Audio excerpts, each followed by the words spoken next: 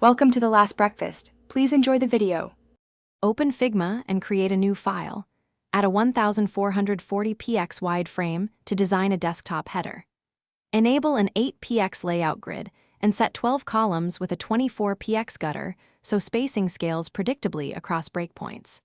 Set a 16px base font size and use a 24px scale for headings so type hierarchy stays consistent. Name your frame header desktop and lock background layers to avoid accidental moves while you add components and assets.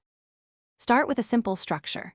Place the logo on the left at about 16px height and reserve center-right space for navigation links. Use auto layout for the nav container with horizontal direction, 24px item spacing, and 16px padding to keep alignment consistent. Allocate a 40px high area for a search field or CTA button and vertically center components using 16px padding top and bottom. Group icons and text into components so you can reuse and update them across pages.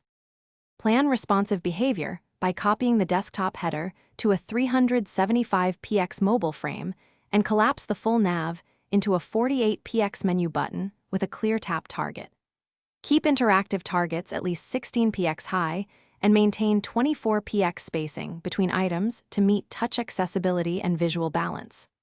Apply consistent colors, 2px subtle dividers, and export icons as SVG while exporting raster assets as PNG at 2x for sharpness.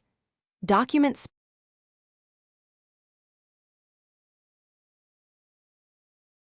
Thanks for watching. If this was helpful, leave a like and consider subscribing. See you next time.